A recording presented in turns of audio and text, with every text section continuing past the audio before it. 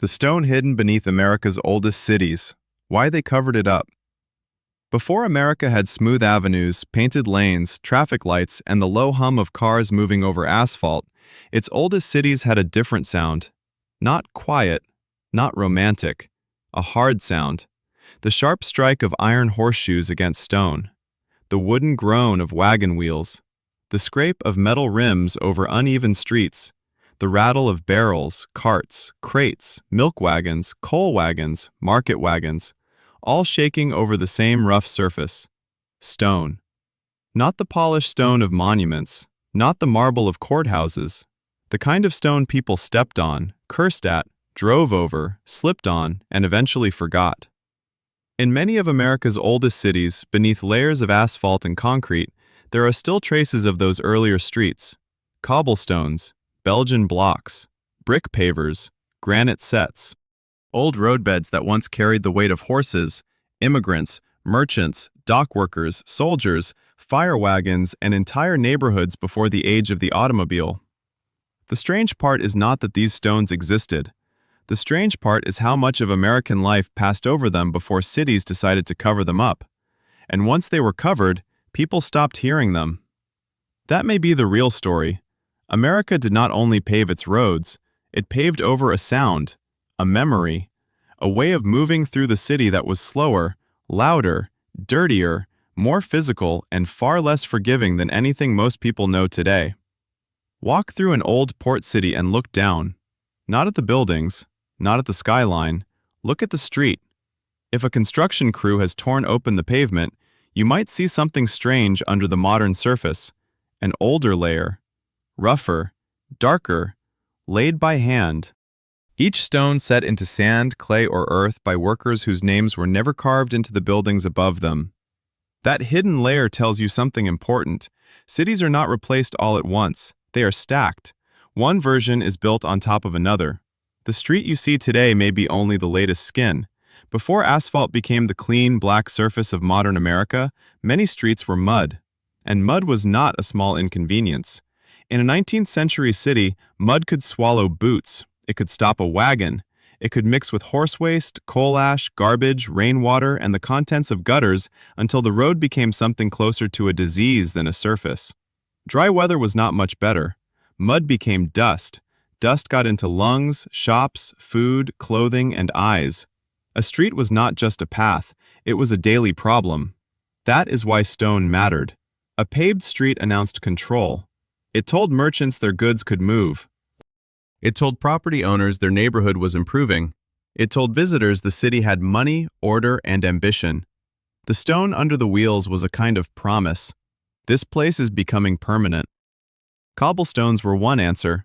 They were naturally rounded stones, often gathered from waterways, fields, or in some port cities connected to discarded ship ballast left near wharves. Historic pavement references describe cobblestones as among the first permanent paving types used in American cities, especially along the East Coast, with wider use beginning in the 18th century. They gave horses decent footing, but they also made wheeled travel rough and noisy. By the mid-19th century, some engineers were already criticizing cobblestone pavement as inferior and uncomfortable. That tension is the heart of this story. The stone solved one problem and created another. It lifted the city out of mud, then it made the city shake. Imagine a street near the waterfront in the 1800s. Morning fog hanging low. Horses breathing steam into cold air. Men rolling barrels toward a warehouse. A woman stepping carefully between stones to keep her dress out of the muck. A cart loaded with flour sacks bouncing hard enough to bruise the driver's hands.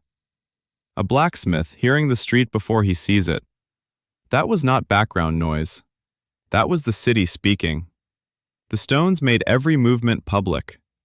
A wagon could not sneak through a cobbled street. A horse could not pass silently. Fire engines, market carts, funeral wagons, coal deliveries. Every one of them announced itself through vibration. The city had a pulse you could hear through the soles of your shoes. Today, people call old cobblestone streets charming. They take photographs of them.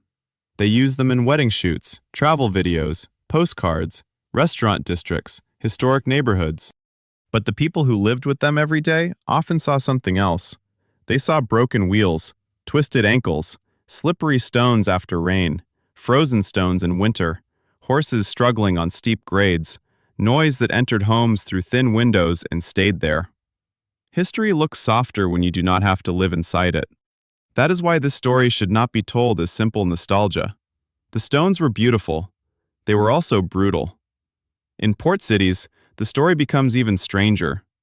Some American waterfront streets have long been associated with ballast stones, heavy stones carried in ships to stabilize them when they crossed the ocean without enough cargo, then discarded when the ships loaded goods. In places like Savannah's River Street, local history often connects the old stone streets with ballast material brought by ships in the 18th and 19th centuries. That does not mean every old street in America came from ship ballast. That would be too easy, too neat. Different cities use different materials. Some used local fieldstone, some used quarried stone, some later used brick, granite blocks, wood blocks, macadam, concrete, and asphalt.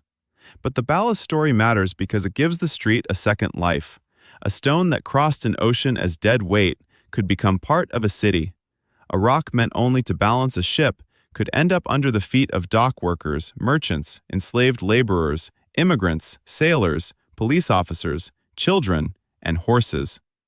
That is the kind of detail people miss when they look at a road and see only a road. A street is cargo. A street is labor. A street is geology. A street is trade. A street is empire, weather, and money pressed into the ground. By the 19th century, American cities were growing faster than their streets could comfortably handle. New York, Boston, Philadelphia, Baltimore, Charleston, Savannah, New Orleans. Old port cities were not designed for the speed, traffic, and density that came later.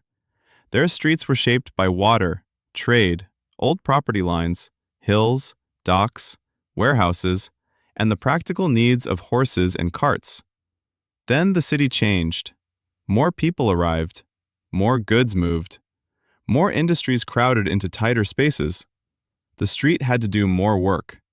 It had to drain rain, carry sewage runoff, support heavy wagons, handle pedestrians, control mud, mark status, raise property values, make commerce faster.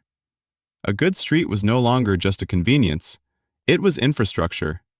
And infrastructure always reveals what a society values. When a city paved a street, it was making a decision about who deserved a cleaner path, whose goods needed to move faster, whose neighborhood mattered, and whose labor would be buried underneath.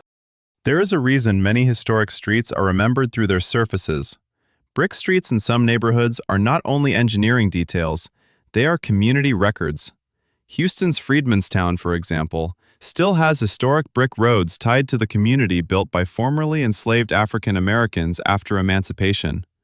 Reporting has described those brick streets as hand-laid symbols of progress, self-sufficiency, and Black heritage, and noted modern preservation efforts after damage and neglect.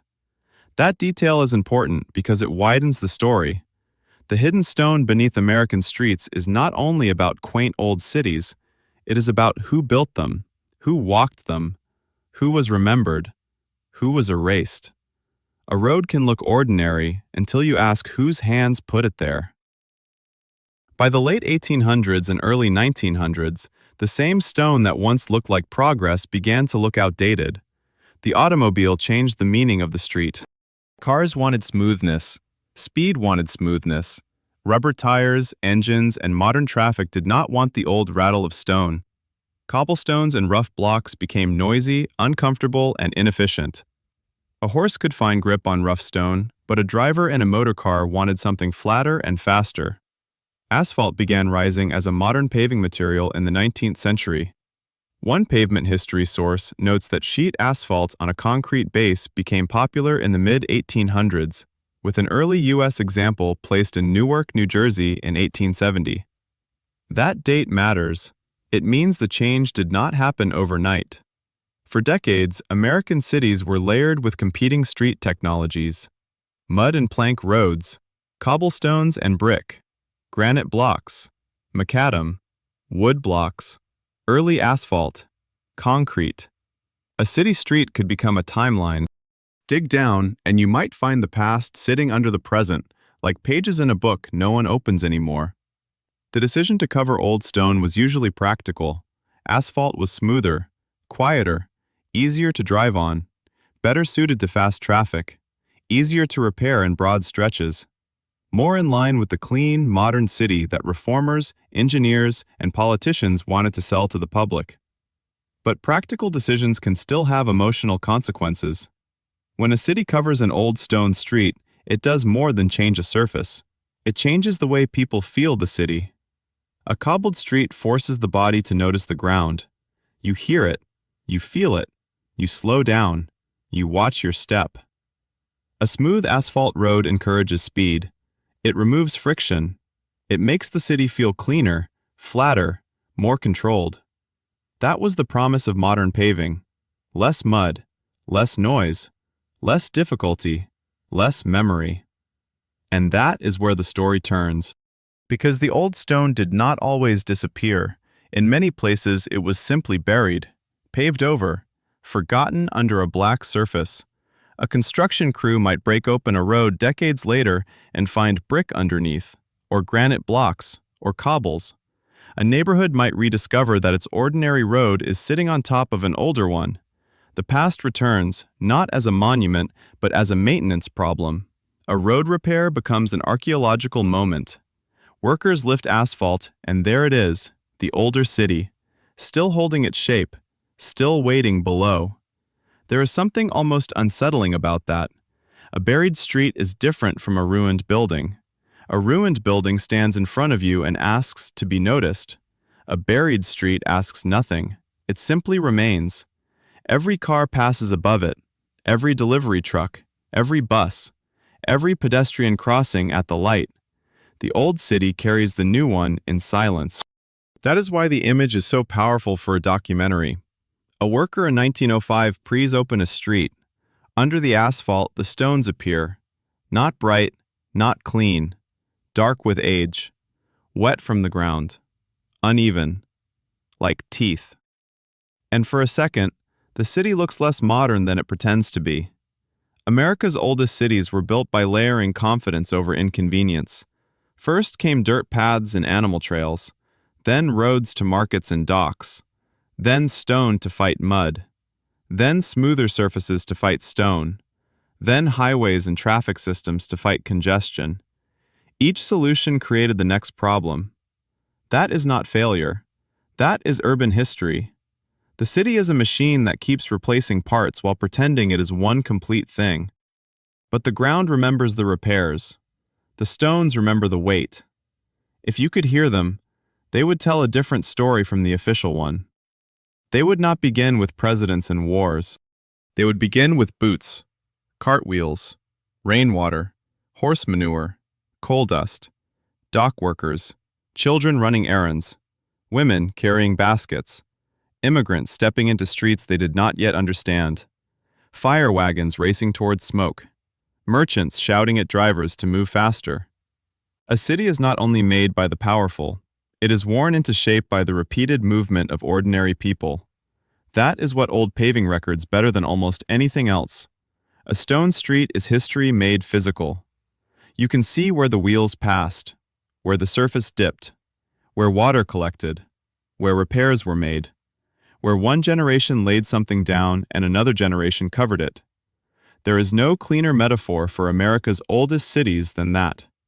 Build over it, rename it, smooth it, sell it, then forget what is underneath. The irony is that today, many cities now try to preserve the very surfaces earlier generations wanted to escape. Tourists love cobblestone. Historic districts protect it. Restaurants use it as atmosphere. Real estate listings mention it like a luxury feature. What was once rough, noisy, and inconvenient becomes charming when history turns it into texture. But preservation is complicated. Old stone streets are not always easy to maintain. They can be expensive to repair. They may create accessibility issues. They can be hard on vehicles, bicycles, wheelchairs, strollers, and people with limited mobility. So the question is not simply whether old streets should be saved. The better question is, what do we owe to the layers under our feet? If a street carries the memory of a port, a neighborhood, a freed community, a market, an immigrant district, or a forgotten labor force, is it only a surface? Or is it a public archive? That is the kind of question old stones ask without speaking. The most haunting thing about hidden streets is that they do not look hidden until the city opens them. An ordinary crack can reveal a brick pattern. A utility trench can expose a row of granite blocks. A flood can wash away a weak surface and uncover something older. A preservation dispute can make residents realize that the rough road they complained about is the last physical link to people who built their neighborhood by hand. That is why this story belongs on camera. Because the moment is visual. The shovel hits something solid. The asphalt breaks. The dark surface peels back. A pattern appears. Not random, not natural, human, placed there, one stone at a time. That is the part modern people forget. Before machines flattened roads in great sheets, streets were made in pieces, by hands, by backs, by knees, by men bent over in weather, fitting one stone beside another, turning rough ground into a passage the city could use. Every old paving stone is a small decision. This one here, that one beside it, this angle, this slope, this gutter, this crossing. That labor disappears when the street is covered. The work remains, but the worker is gone. A buried street is not just a hidden object. It is hidden labor. Maybe that is why the image feels strangely emotional. A stone under asphalt is not asking to be admired. It is asking to be remembered accurately, not as a cute old detail, as evidence. Evidence that American cities were muddy before they were modern. Evidence that progress was noisy before it was smooth. Evidence that the city was built by people who often left no names behind. Evidence that modern life depends on older layers it rarely acknowledges. And once you understand that, a city changes. A street is no longer just a street. A pothole becomes a question. A construction trench becomes a window. A cobbled alley becomes a surviving sentence from a book most of the city threw away. The next time you walk through an old American city, listen closely. Maybe you will not hear the horses. Maybe you will not hear the wagon wheels. Maybe the asphalt has done its job too well. But somewhere under the smooth road, under the traffic, under the crosswalk paint, there may still be stone. Not magical, not mythical, something better. Real. A rough piece of the old city that carried people long before the skyline rose above it. And that is what America covered up. Not because it was useless, because it had already done its work. The stone lifted the city out of mud. Then the city buried the stone to move faster. Progress often looks like that. One generation builds the thing that saves them. The next generation calls it obsolete. The third generation rediscovers it and calls it history. So maybe the hidden stone beneath America's oldest cities was never just a road. Maybe it was the sound of the country becoming urban, the sound of horses, wheels, rain, trade, immigration, labor, fire, money, and survival striking the ground at once. Then asphalt came, the sound faded, the city grew smoother, and the old stones went quiet. But quiet is not the same as gone. Under the pavement, they are still there in places, dark, uneven, patient, holding the weight of a modern country that forgot how loud its first cities used to be.